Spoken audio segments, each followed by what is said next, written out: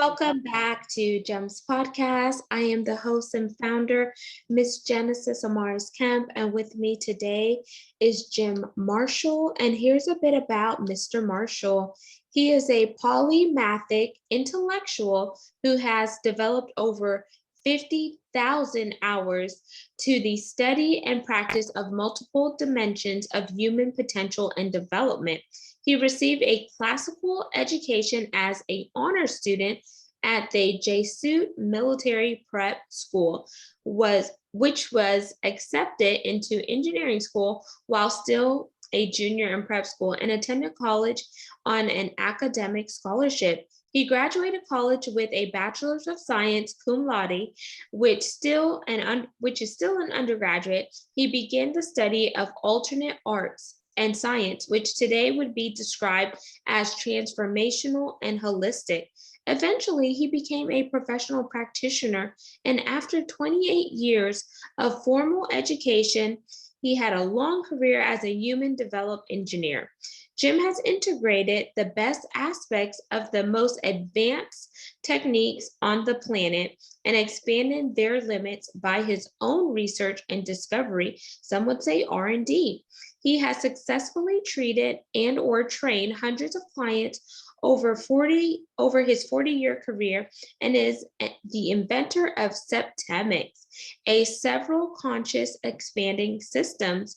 His areas of expertise include the following: psychology, philosophy, theology, parapsychology, science, engineering, mathematics, law, literature, history, music, organization, metaphysics, military science, political science, physical culture, and education. It was quite a mouthful, but super interesting. So without further ado, please welcome Jim Marshall to GEMS Podcast.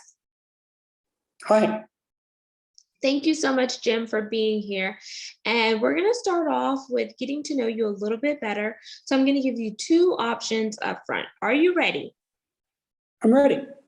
Would you like to play a rapid fire game or break the ice up front?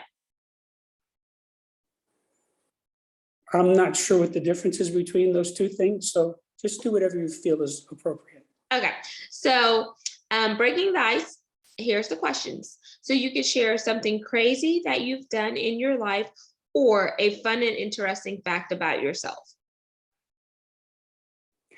Well, I guess it depends on what you mean by crazy.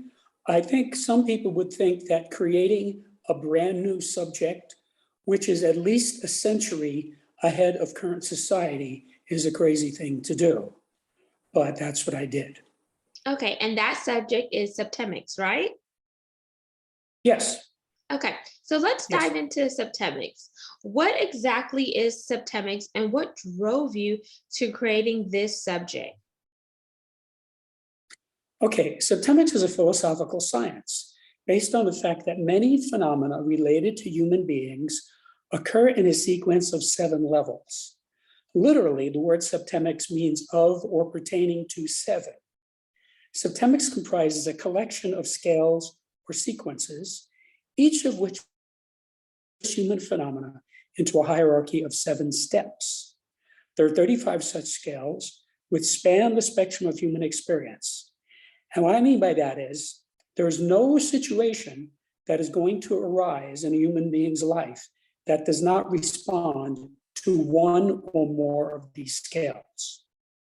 There are 24 scales which primarily apply to individuals and 11 which apply primarily to groups.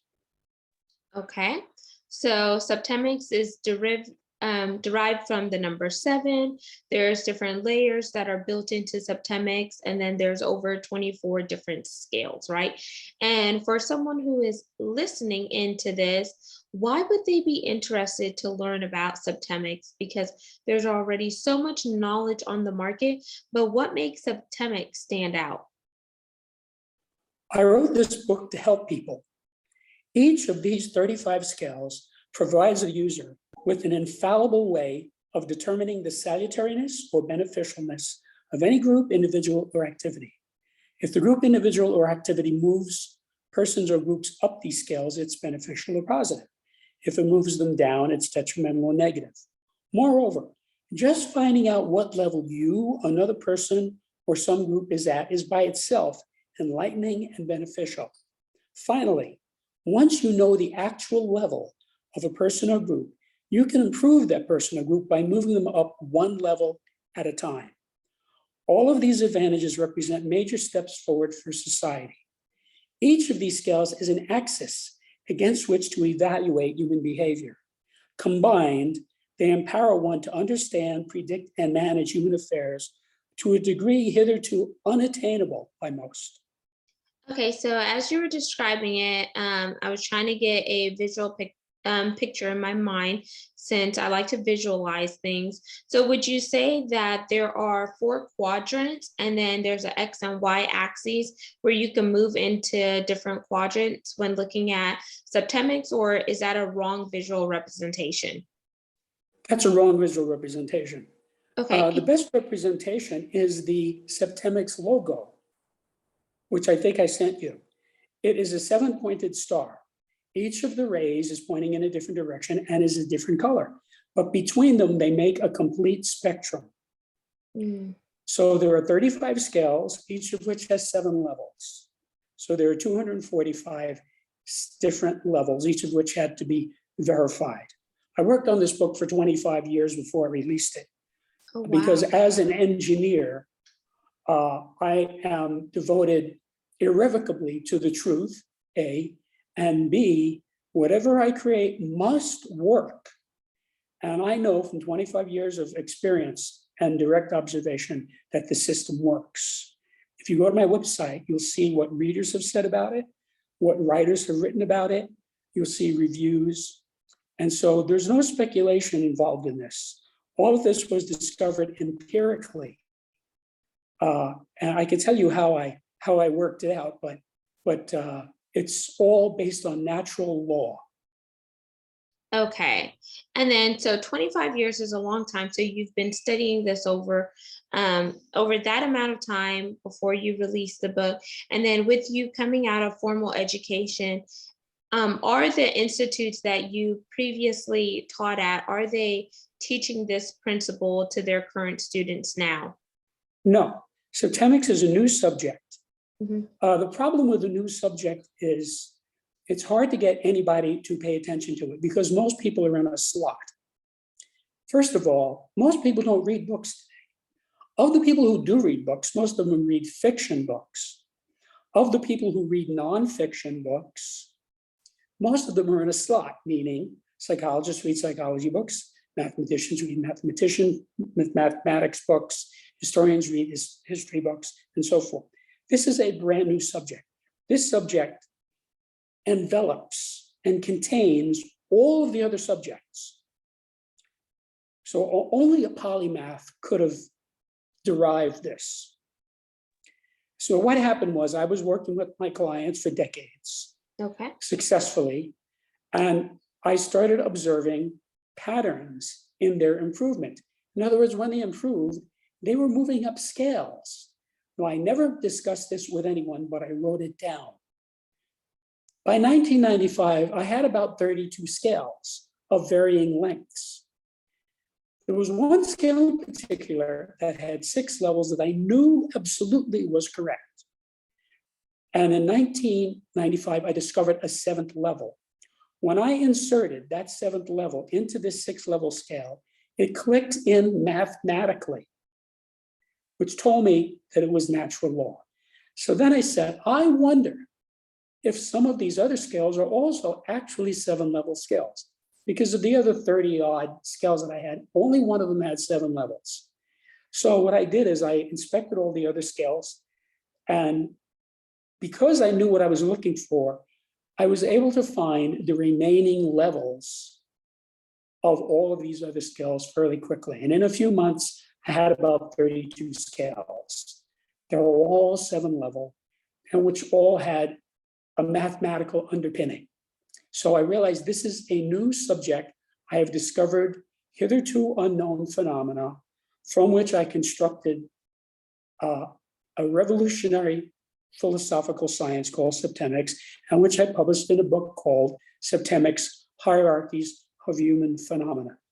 Now, I thought after 25 years of seeing results and redundantly verifying this, that it was time to release it. And so I did. The book's been out a little more than a year. It's very hard to get anyone to read something that is a new subject. So this is comparable to Newton publishing the 3 laws of motion, to Mendeleev publishing the periodic table of chemistry, and so forth. It's a new paradigm. Okay. But it was inarguably correct. So I wanted to focus on this because with things being new, you need to really test them. I understand that from your background that you've tested this for over 25 years and you've seen that it works, but okay, we see that from your perspective, but someone who's coming in to this new phenomenon, we have to also prove to them that this subject matter works. So what are some of your missions to get this book into the hands of other people so they could see it from your vantage point and your perspective, whether they are psychologists, whether they're mathematicians, logicians, engineers, or etc., because it's great that we have the book on the market and it's educational and you know that it works because you've tested it. But how can you get the buy-in of other people that share some similarities similar to yourself? Well, first of all, what I can tell you is from day one, literally in 1995, when I sent out the first transcripts to colleagues of mine, everyone was blown away by this book. This has been going on for 26 years now.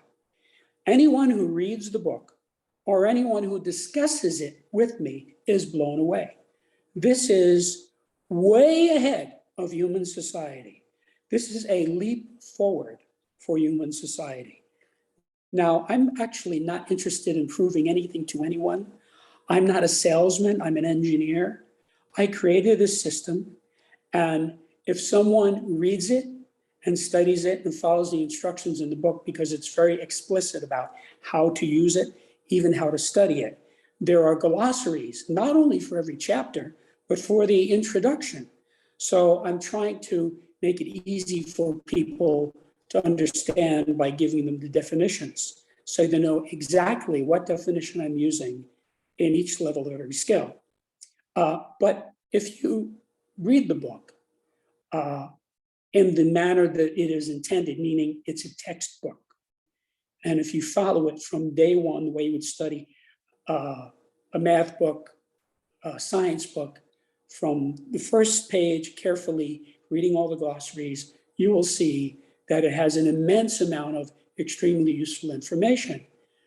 What I tell all of my readers is read it once the way you would study a text.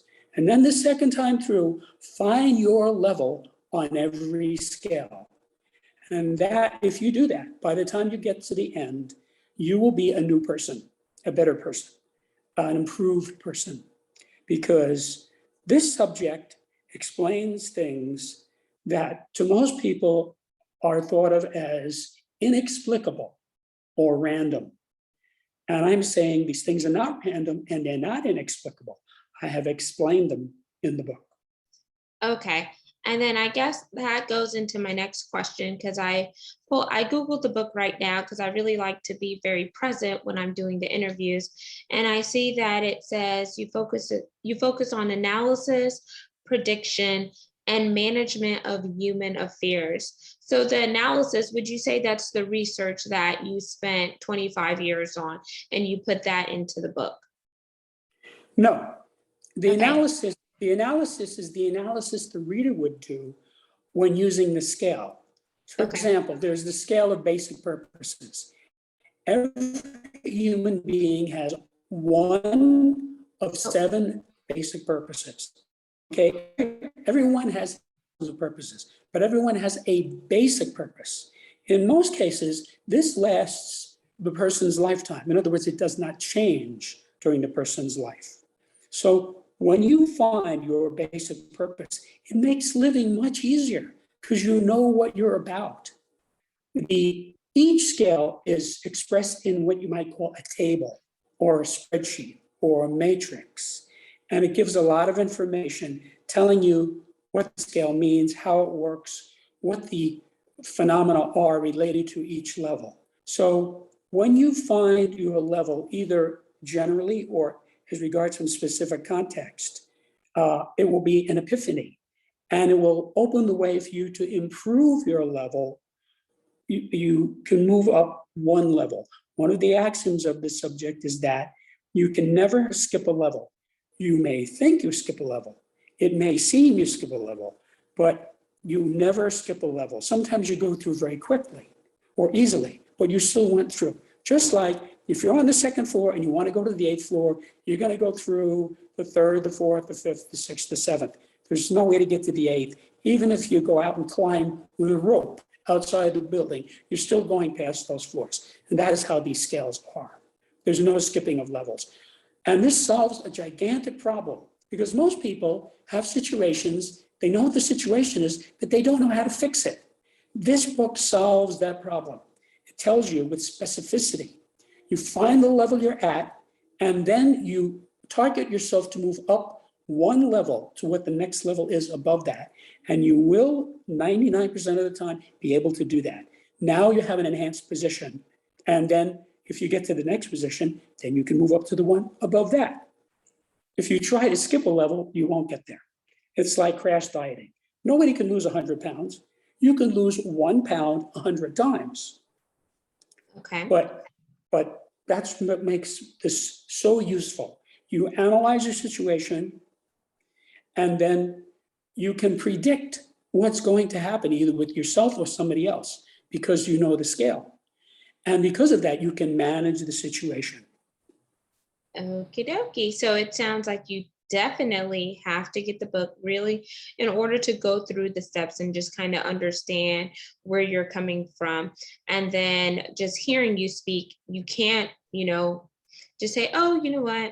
I really don't want to be at step A. I'm going to jump to step C. No, you're saying that you have to go through every step in order, in sequential order, in order to fully understand it. Actually, that's not what I was saying. What I was saying is when you find yourself at a particular level, okay, for example, the scale of basic purposes, let's say you find out that your basic purpose is to prosper, to win, okay, that's level 3. Okay, so that's what you are about. Now, you may be able to move up to the next level up, which is level 2, which is conquest, which is a very different thing. All of this is explained in detail in the book, what all these levels mean and how to use them. But the idea of the gradients is that you find an area of your life, let's say choice, the scale of choice, okay? Scale of choice is about freedom because if you have choice, you have freedom. If you can't make a choice, you have no freedom. So everyone wants to be free. So you can move yourself up the scale of choice by finding out what level you're at and then moving yourself up to the next level above that. And then having achieved that, then you can move up one more level from that. You can't skip them. You don't really have a choice. In other words, you are at the level you are at. If you live on 13th Street, you can't just say you live on 14th Street. You live on 13th Street, okay? And then you can decide, because you know what street you're on, how you're going to get to, let's say, 18th Street. Most people don't know where they are or what they're doing. And so they sort of wander through life. And this book solves that problem. I think I would have to read the book to put into my own context to really understand where you're coming from, because I feel like in life, and I'm just speaking from layman's perspectives, my background, supply chain and logistics. And when I work with engineers, we can have the same end result, but we come up with different solutions to get to that end. So I may have one way of doing something, but I end up with the same solution that the engineer has. But can we really say that one way was right over the other? Because there's always going to be different ways on how you solve a problem. Just like in addition or multiplication, or in life in general, because sometimes I feel like we all go through life and how we deal with certain problems is also building character.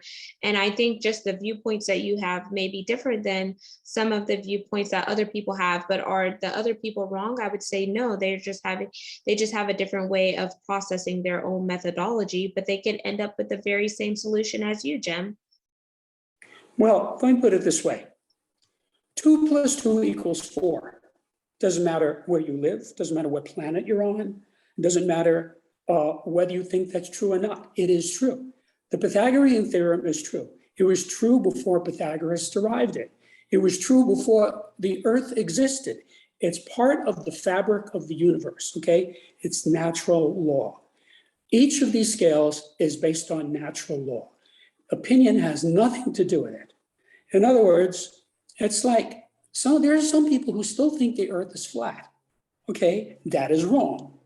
That is absolutely, if you study physical science, you will find out that not only is it wrong, it's not possible. If you study physics, it's not possible that a planet could be anything but spherical, more or less spherical. Okay, it is based on natural law. So some things are right and some things are wrong. If you don't think that a squared plus b squared equals c squared in a right triangle, you are wrong. People go to school to learn what's right and what's wrong. If you think America was discovered by Abraham Lincoln, you're wrong, okay? It wasn't. So it was discovered, if you're talking about Europeans, by Christopher Columbus. So now, of course, there are people who say, well, the Vikings were here first. That may be true. In fact, it probably is true. But in terms of the way they teach American history, they usually say that Columbus discovered America. It certainly wasn't George Washington or Abe Lincoln. So some things are provably wrong and some things are not provably wrong. In other words, if I say the Beatles are better than the Rolling Stones, that is an opinion. Nobody can prove that, okay? So engineering is based on fact. Engineers do not accept opinions because we are required to get results, okay? I got results with my clients for many decades, and this information just presented itself. It just fell out in front of me.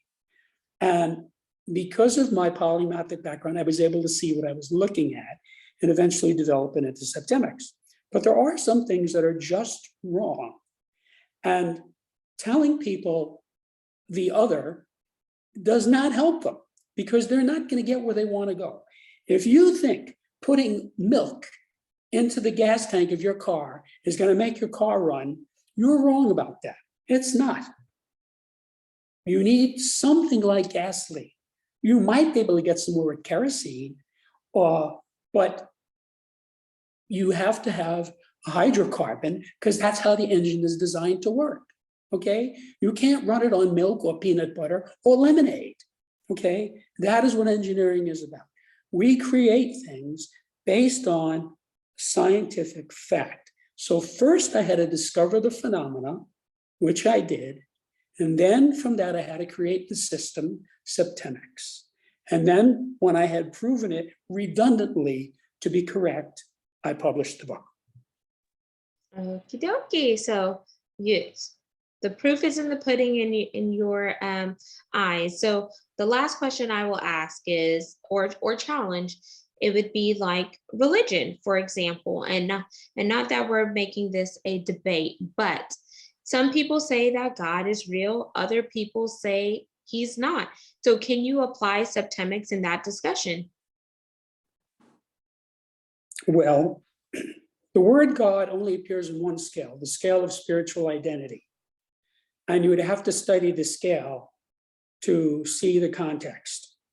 The word religion only appears in one scale, and that's the scale of civilization, which covers how civilizations develop. And religion is level 2 on that scale. But I would say there are only a few subjects that I do not touch in my discussion of Septemics. One is politics and one is religion, because they're divisive. And Septemics is for anyone who can read English and wants to improve himself or his life. So I don't want to make that a factor. But people are entitled to whatever opinions they have. The question is, can you get a result? If you think that you can hit a baseball further with a wooden bat than with an iron bat or an aluminum bat, I would say go out and test it. You will find after many tests that you can hit a ball further with an aluminum bat than a wooden bat. It has nothing to do with opinion. It is a physical phenomenon. That is why professional athletes, professional baseball players are required to use a wooden bat, okay? Because it would completely change the game if they use an aluminum bat. Now, amateurs use aluminum bats because they're mostly kids and there's really no money involved and it doesn't really matter too much. They all hit the ball further, so it evens out. But that is a fact. And if you study it, you will find out. And that is what science is about. It's establishing what is real. And most scientists do not get into religion. Most engineers do not get into religion. I have my own opinion. I studied it more than most people, so I know a lot about it. But it really does not have any place in Septemics. Okay, thank you for sharing your viewpoints there. And as we wind down, Jim, what is your call to action for this segment? What do you want people to do when they hear the topic of Septemics and they hear you elaborate and the passion of your voice behind it? Well, the first thing you should do is go to my website, septemics.com, SEPTEMICS. There's an immense amount of information there, which anybody can look at. And after you look at it, you'll see that this is an established subject, which is thought of very well by many people and has helped many people. And then I would say, get the book. It comes in hardbound, softbound, and ebook. The ebook is not expensive. So for the small investment that you make in an ebook, you can change your whole life. If you study it, if you follow the instructions, it's very specific about how to use it, what to do, what not to do. And everything is in the book. That's why I spent 25 years on it, because I wanted to write a book that would be accessible to the general public. Anyone who can read English, there are about 1.5 billion people who can read English, can take advantage of this book. And I hope they do, because it's there to help you live a better life, a more ethical life, a more successful life, a life that helps pursuing your own dreams and your own values. And there you have it, listeners and viewers. Jim Marshall, the author of Septemics. Make sure you connect with him if you're interested in learning more on the subject matter. His contact information will be in the show notes. Lastly, but not least, make sure you subscribe and share this segment. We're on 40+ platforms. And for those of you interested in the video component, you'd like to put a face to the name, we are on YouTube at Gems with Genesis Amaris Kemp for all things video content. We're also looking for brand sponsors, where you'll see that the podcast is ranked out of 3% per 2.8 million podcasts. So we're globally ranked in the top 3%. So you could find out more information by heading on over to genesisamarisKemp.net, and where to find the metrics regarding the rankings, it's at www.listennotes.com. And once again, we are ranked globally in the top 3% out of 2.8 million podcasts. I want to thank you for tuning back in and continuing to support the mission to educate, inspire, and motivate while we connect the dots for diversity, equity, inclusion, and belonging, because it takes all of us coming together and engaging in conversations to make this world a better place. Until next time, peace, love, and lots of blessings.